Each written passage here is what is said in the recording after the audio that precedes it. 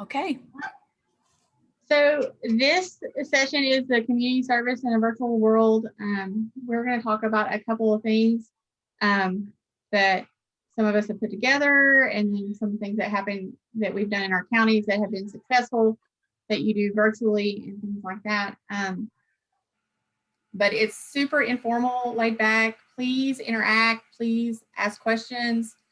You know, we want that. So I'm going to go ahead, and I have a PowerPoint. It's super simple, super laid back. So you're not going to be death by PowerPoint, but it's just kind of a guide to go by through on there. So let me share my screen.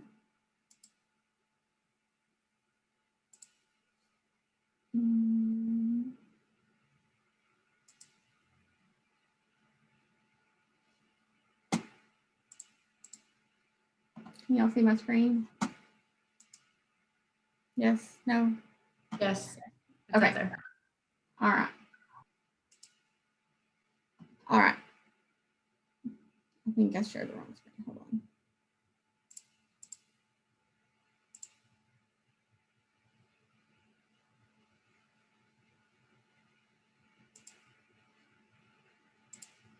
Okay, is that better? Yes, no, maybe? Okay. All right, so we're going to talk about the community service projects that we have got going on that happen. We're having to do things different in a different world type thing. Did that stop sharing? I'm sorry, I'm having difficulty. Yeah, it went away. It was showing your presentation with your notes on the side, and then now it's not showing at all.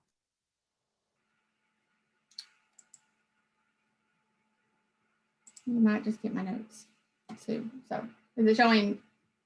Because I can't see. Yeah, right now it's showing not in presentation mode, but you know, as if you were going to try to edit it. So if you go down to the bottom and click on that little screen, click over, nope. It's up there, but go down to the bottom and hit the presentation. Yeah, button. there, that one. No, next one, slideshow.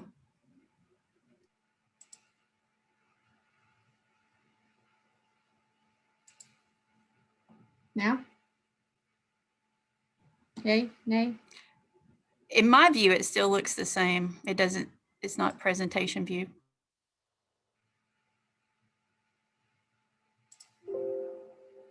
And this is why I'm not the technical one. So how about, is that slide 2? Do you see slide 2 now? I do not. I see community service projects title page and then the slides over on your left. Now I see slide 2. Okay. Is it still not in presentation mode? How about that? Better? Yay, nay? We can see the presentation, but it's not in presentation mode. So I would say just go with it. That's what I'm going to do. So there's just a couple of quotes that, you know, I kind of pulled out and put it on there. The one that kind of hits me the most when we started talking about this, and Becky and I did in things, is I never really thought of community service as a movement, but it is. And it is a movement that we're teaching our kids. And, you know, no time that we do community service or anything like that is wasted time. So, you know, we are building the future. We are influencing the future. So, I mean, that was kind of one that kind of hit me a little bit harder there. I'm going to go into the next slide, which is, so there's Sarah Beth, Becky, Hannon, and I kind of all, Sarah had the idea, and then we all kind of chimed in and worked together on building this 2021 4-H Community Service Challenge. So each month, 4-H members will get this project. It usually will come out either a newsletter or a graphic or whatever. We have all that stuff set up for you guys where they can do these things. And it may also take them a little bit out of their wheelhouse and think of a community service project that they're not used to doing or didn't think that that was a community service project or something like that. But all these things can be done individually. They can be done as a group, as like a club, or they can even be done as a county. But they can also all be done socially distanced, virtually, you know, COVID-19 safe, basically, for that. So kind of a little bit of lowdown. Each month, the 4-H members will participate in the project. You know, it'll go through there. We have this graphic we sent out to some people that said that they wanted to take part in it. If you are wanting to take part in it and stuff, let us know in the chat and we'll make sure that you get added to that list so you'll get the graphic for it. But that's the year in service. January's canned food drive. You can have them put in blessing boxes, do, you know, church fund drives. You can work with their food banks. There's all kinds of things that you can do. Valentine cards to Children's Hospital. They have it set up where you can do e-cards. So you can just send a random Valentine card to a patient that is in Arkansas Children's Hospital system and go from there. March is donate supplies to a local animal shelter. April is pick up trash for Earth Day. And then May, make bookmarks and donate to the library. A lot of the libraries are kicking off their summer reading programs. So if you can have something that's a little, you know, we've talked about marketing and branding for 4-H and stuff. So if you could do those bookmarks and stuff to do that and send them home with those kids, you know, that might be beneficial on there too. June is collect pop tabs for the Ron McDonald House. You know, we do this all year long through 4-H and stuff, but you usually end up collecting them in June and stuff because we normally typically would take them to State Rama in July and then turn that in too. July is donate water and snacks to local service personnel. So to your fire departments, to your police departments, to your courthouse, anything else like that that you would want that are actual out service workers doing those type things. August is, you know, donate school supplies. A lot of counties participate in, I used to call it stuff the bus, but now I think the more technical term is fill the bus with United Way. We partner with them and do that. Or you can just do backpack for kids. There's all kinds of school programs and stuff for school supplies to do it that way too. And then September, donate loose change to a local charity. And it could be something that maybe that is tied to your service project or your main project. It could be something that your community is needing more of. Like I know recently one of the towns that's in my county, their Boys and Girls Club, their sign got knocked down. Someone had ran over their billboard sign, their marquee sign out front, and they needed a new one. So then they did like a drive to help raise money for that. And it was in the community that way too. October is Socktober. Donate socks to local shelters. Shelters tend to travel size commodities, and socks are kind of the biggest things that they request. A lot of people don't know that, but that is something that they do request the most of. November is Huck's Military Care Package, where you send military care. Huck Plyler, I think he's down in Miller County, but he does a huge military care package program and sends it out, and it's donating to that program to help send out those military packages for the holidays and things like that. And then Christmas cards for local nursing homes. You know, some of them don't have family that comes in them or can't leave or you can't go visit, you can't go do those things. So those are always good for them to see and receive and do. But that's the year. Each month, if you're on that email list and you want to participate in it, we will send you a graphic for social media, your newsletter, whatever. So you don't even have to worry about what's this month? How do I create this graphic? What do I got to do? We've already got them all pre-made, ready to go out. We don't have February's yet because we're still waiting on Arkansas Children's to release the link for the e-cards. So that's why I went ahead and put in March's for that. So those are all pre-made, ready to go. You'll get them every month. And there again, it kind of shows that unity together, that these counties, all the counties are working together. We're all kind of on the same page, you know, not recreating the wheel, but working together in that sense. And then there are several different variations of this, but it's kind of a report form that you can give to your 4-H members. And this is kind of a lifesaver when it comes to record book time. Like, I did do something, but I don't remember what it was because it was 6-7 months ago or whatever. This will show them what they did, how many items were donated, how many times did they do it during the month. They might have done it 2 or 3 times. And then, you know, where those donations were made and stuff for that sense. So, you know, that will help with their promotions. That will help with their community service. It might help with turn into some leadership things for them. Definitely will help with photos and you know, your 4-H story. So you can pull a lot of information off those report forms for it. I know some of the counties that are participating and stuff, they've kind of made it a challenge for their county. So the kids keep up with their report forms and then they turn them in, and like whoever did the most or whatever club did the most or something, they get a prize or, you know, swag or anything else like that. So different ones are doing different things for that. Again, you don't have to do this. This is just some ideas that we put out for it.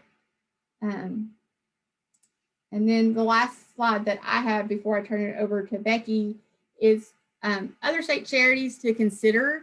A lot of times parents will come to you and it's like, look, they don't want to go do this anymore. They want something else. Or this doesn't really apply to our wheelhouse. So here are some ideas to maybe send them in some different directions. Arkansas Junior Leagues, every area for the Arkansas Junior Leagues has a different focus point. So like I know us here in the River Valley, ours is over foster care and helping those kids transition from foster care out into on their own.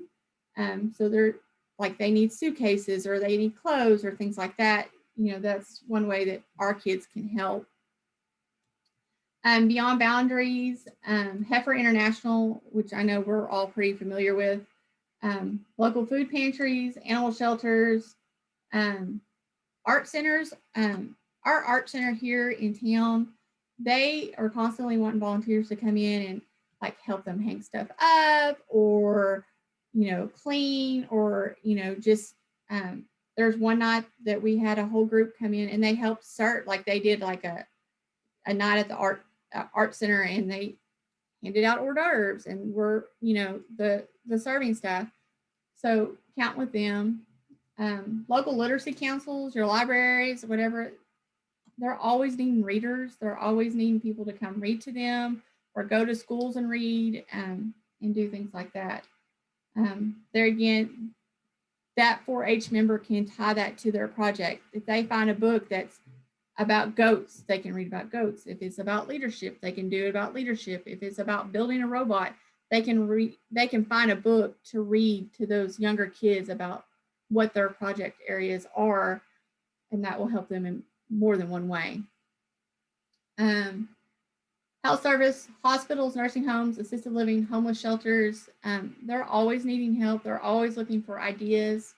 One idea that came across on Hope's volunteer conversations that we had on Tuesday night was, I think the gentleman or the lady was from North Carolina. She said that they went to nursing homes and did stained glass painting on the outside of the windows for the residents would have something to look out at the windows at, you know.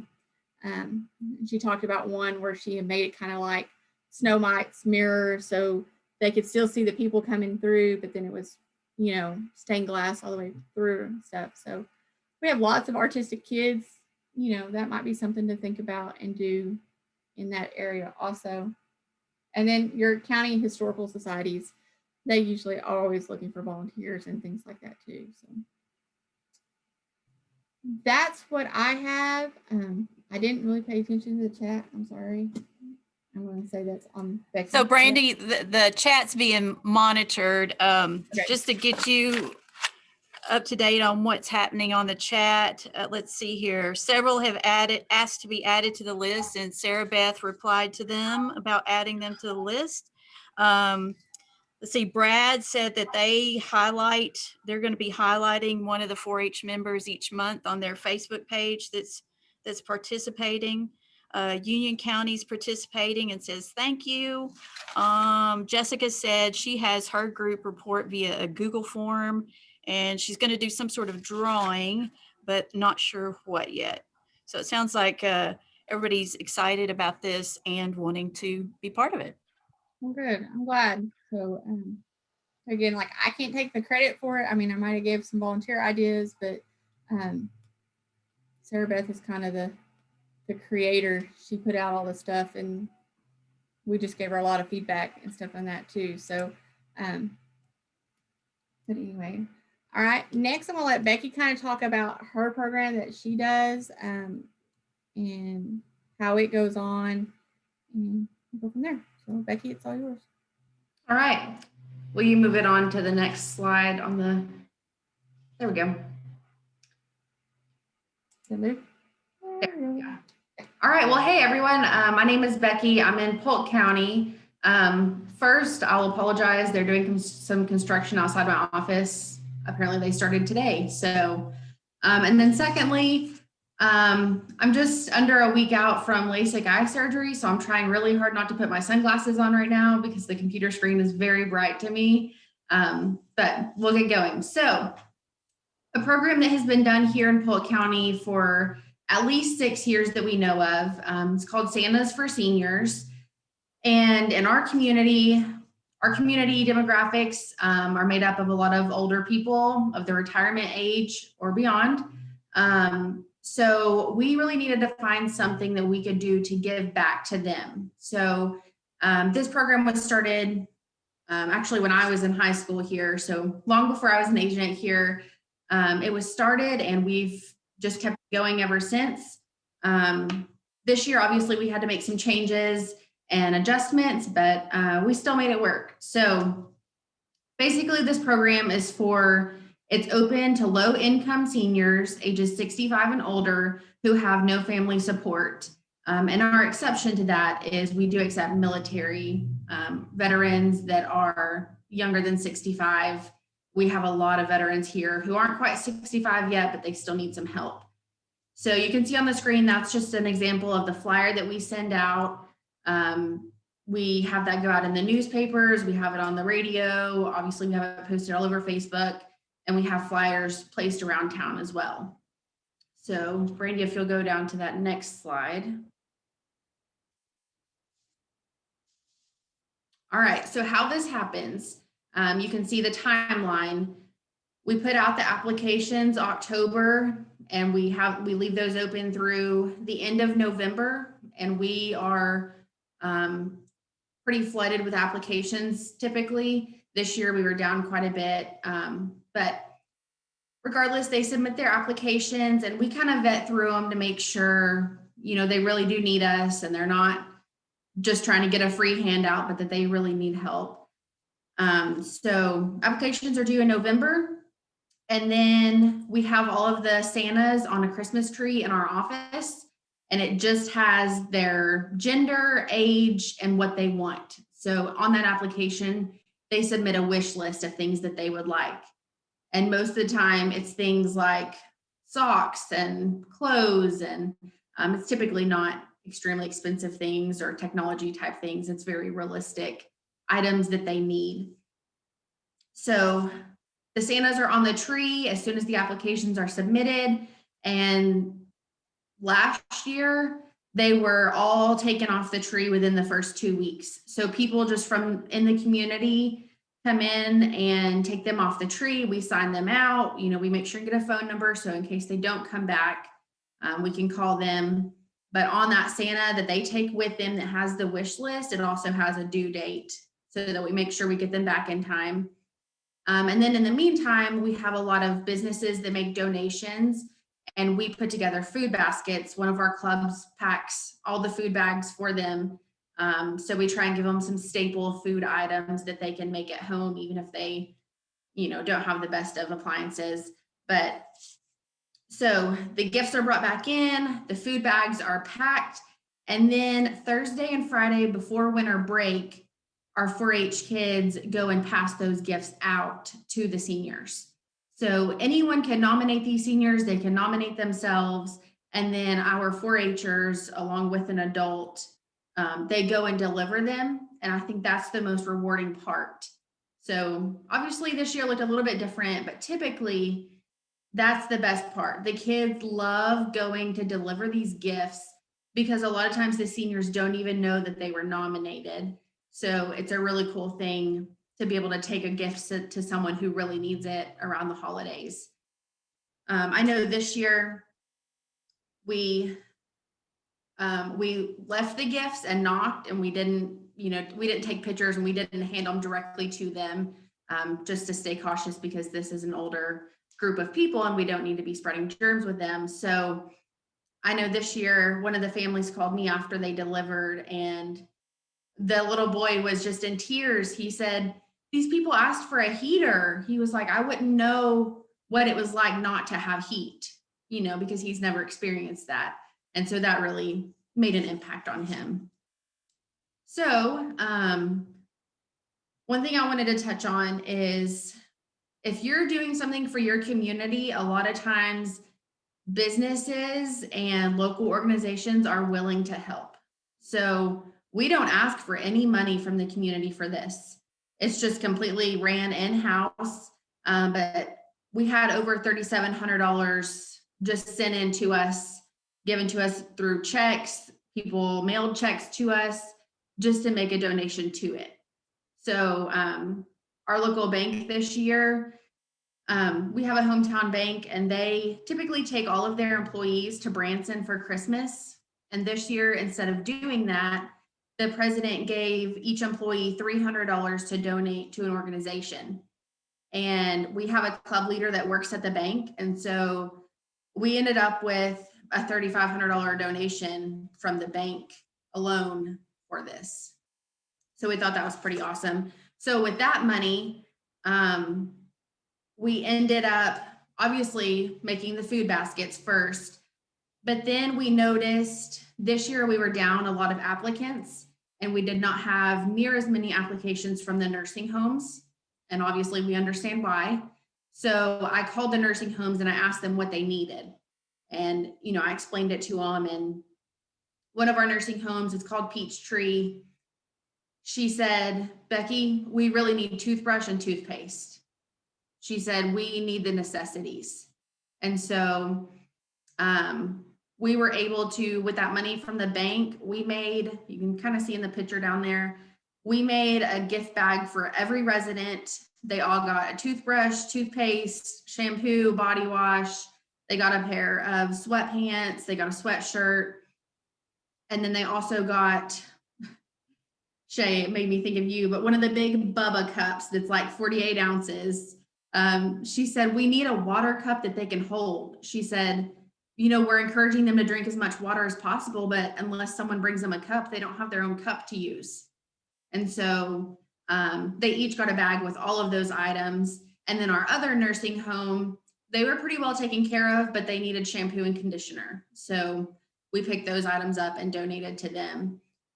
And then we kind of estimate, this year we only had 50 applicants. Last year we had about 80. So this year we had 50 applicants, and then we had the 75 at the nursing home, and then we had 50 at the other nursing home.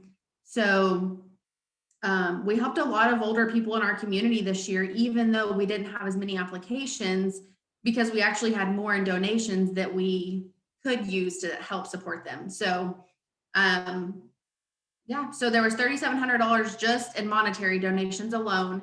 And then everyone spends about, obviously it varies, but about $40 on the gifts. So for the 50 seniors who applied, their gifts were approximately $40 each, which was about $2,000 that were donated in gifts for those 50 people. So this is a program that's not necessarily virtual, but it's something that's been done here for several years. And this year we made it work and we still made it happen. We delivered more this year. Our office employees delivered more. So we didn't have as many kids getting out. We didn't have as many, concerns with COVID and everything. So we did a lot more of the delivering this year, but it still worked and we still made it happen.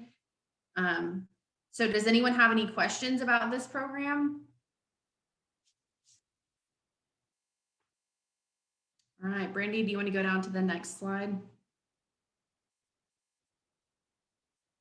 All right, so we kind of wanted to use some time to just ask what works for you. What works in your community that maybe we could try in another county? Obviously this Santas for Seniors is something that's been done in Polk County for several years, but it could also be done in other counties. So if someone has a really good project that you guys already do, if you wouldn't mind sharing with us, we would love to hear what you guys do that works. I have a project that we do every year. And so we've done this now, it'll be 5 years in a row. And it's a project called Back the Badge. So I don't know, can you guys hear me? Yes. Okay, my computer's being really weird today, so just want to make sure. Anyway, it's called Back the Badge. And what we do every year is my seniors, we actually make homemade goodies. And because, Christmas Eve typically is sort of a skeleton crew for a lot of our police stations in the area and throughout the county. And we don't just do Jonesboro, we go throughout the county. But we put together goodie baskets and we call ahead and we find out who's going to be there and who's working and how many are going to be on staff. So for each station and fire department also, we do a general big goodie bag. But then we also do individualized goodie bags that may have one of the big things, for instance, are like the chocolate dip pretzels because you can put them in their own cellophane. Or, I may have a kid, she may make 3 dozen chocolate chip cookies, but then we divvy those up like, 2 cookies in each of these bags. So each of the officers or the staff members or the firefighters that are there, they actually get their own individualized bag, but then there's a big basket that kind of goes in their break room. And that's been very successful. And we've had really good feedback from our local officers and firefighters in the area with that. That's really cool. That's a really good idea. Is there anything else that you guys do? Hey, Becky. Yeah. Malia said in the chat earlier, and you might not have been able to see it, that if you guys still need toothpaste, that she has toothpaste left over from something that they did in their county. And if you still needed toothpaste, that she could give you some of that they have. Awesome. Yeah, I'll get with you, Malia. Thank you. I know when I was in Hot Spring County, they did a community service project with their assisted living. They did a petting zoo with them. So they obviously chose the most gentle animals that they had and took those to the nursing home and set up a petting zoo. And the people in the nursing home, the residents, they got to come out and touch the animals and they absolutely loved it. And it wasn't a lot of work that went into it, from our side, but it was really impactful to them because they enjoyed seeing the animals and touching them. So that's another one. We have done that the last few years too. We've also done the petting zoo, and it's something that I would not have actually thought of on my own to do that at the nursing home facility, but they actually approached us about it, and it works out really great. We're a big goat show club here, and so our little Nigerian dwarfs, our little mini Nubians, were really great to take for that, and then some of our younger lambs that we had at the time. So that is another one. You're right. I mean, we literally put all the animals in my stock trailer in different kennels and took them there. And so it worked out really well. And it was very low stress thing, but it was very neat. Yeah, that's awesome. All right. Well, I think that's it. Thank you guys so much for joining us today. And I will say, I want to give Brandy a lot of credit here. I was out with my eye surgery. And so Brandy did a lot of work on this and a lot of the preparing. So thank you, Brandy.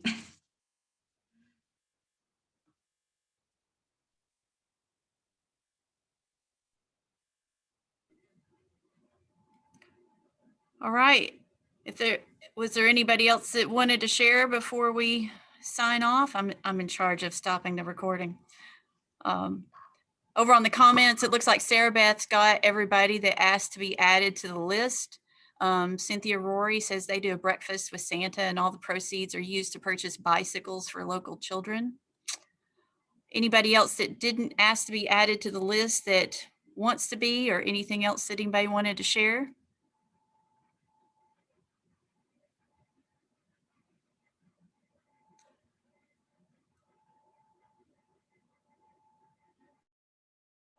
All right, well, I'll stop the recording. Hope you guys have a great day. Thanks, Brandy and Becky. Thank y'all.